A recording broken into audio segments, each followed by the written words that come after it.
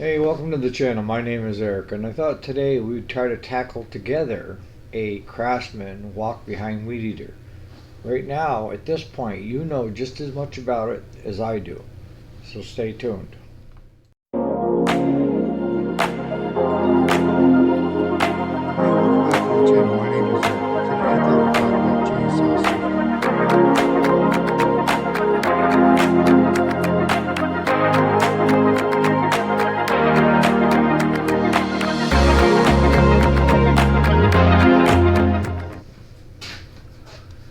Alright, so we've got a Craftsman walk behind weed trimmer, and the first thing I want to do, the first thing I do is I asked the customer, does it run? He said, yeah, it run last year. So it's not what I asked. I said, does it run? He said, well, I haven't had it started yet this year, but he went out and he bought a brand new one last year. So that starts telling me, why did he go buy a brand new one if this one is running perfectly fine? So doing just a visual inspection, I can see that this is pretty loose, and he's lost the bottom bump to stump jumper, what they call them. And then his brake release, safety release, doesn't work either. It's in the lock back position, but as far as, when you throw it ahead to have it shut itself off, that doesn't work. So that's either got to be a cable or a spring isn't pulling it back. So when you're faced with this, what is the first thing that you want to do? You're going to want to check compression. Absolutely a must. Check your compression first. Never take a customer's word about anything.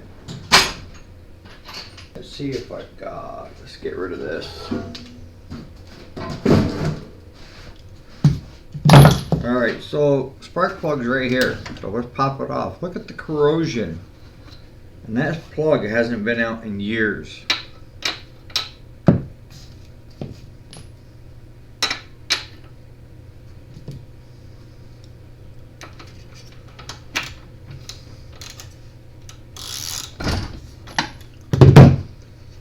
And this actually, I think, is an original plug. But you want to take a visual inspection of that. And the first thing I'm noticing is there's no gap on that plug. And it looks like there's water in it. I don't know how he had it firing before. I mean, there's no gap. It's so tight together, the spark can't fly in between them. That's why you have to be the investigator. And you have to have a set of rules in your shop of what you're going to do and when you're going to do it. And this is a must, first thing you do.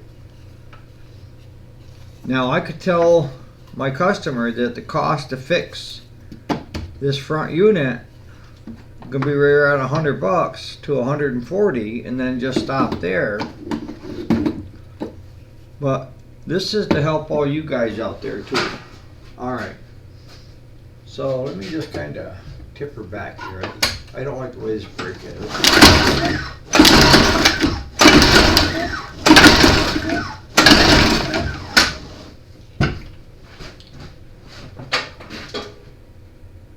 And right now we're running at right around 65 pounds per square inch. And that's telling me it needs to be a lot higher than that. So I can't see where he had this running this past year. And just take a walk around here.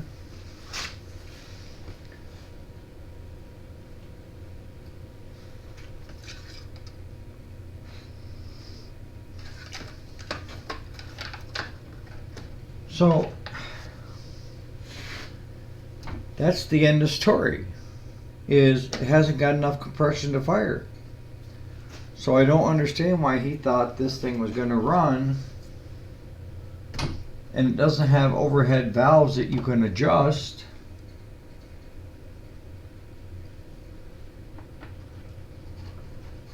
so we're kind of at a standstill. If we had the compression, I would go next to, is it firing?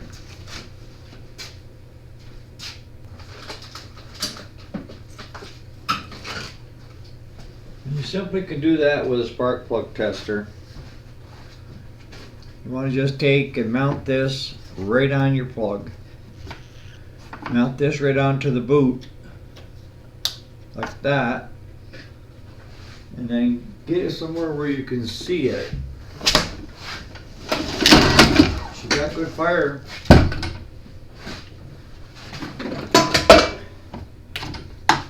So that would be your next thing, is you want to see if it's actually firing.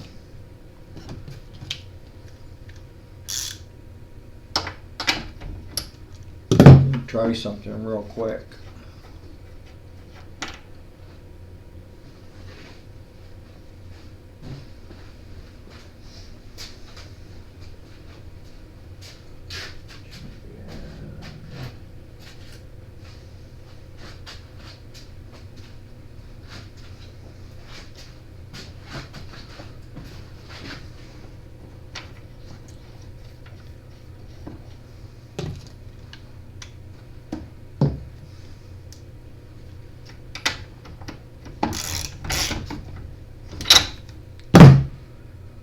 So the next thing after we have compression, fire,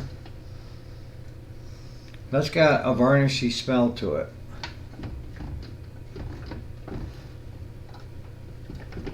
And this even is loose. So that tells me somebody's been into it. I mean, that carburetor isn't even mounted solid. I mean, poor thing got beat to hell.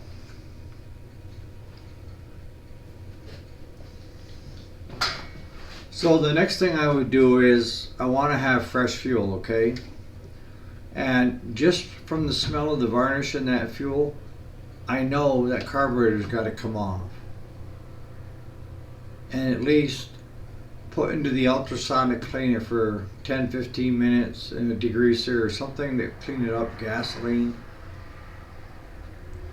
But when you get this into your shop, let's just make it a teachable moment. When you get something like this in your shop and you do compression first and there is no compression, or I should say, if it's below 90, 90 or above is the optimal, is where you want to be. Now, if this old girl had overhead valves that you could adjust, the valves could be out of whack, thus not giving us a good reading.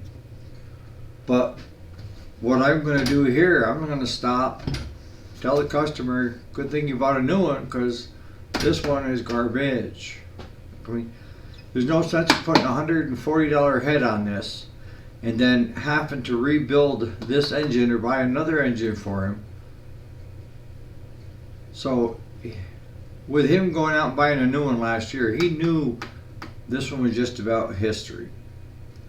And that's what you have to do. You have to be honest with your customer. You have to tell them straight up. It's just, there's no fixing. On that note, you guys have a great day. And let's hope the next video is a little bit longer.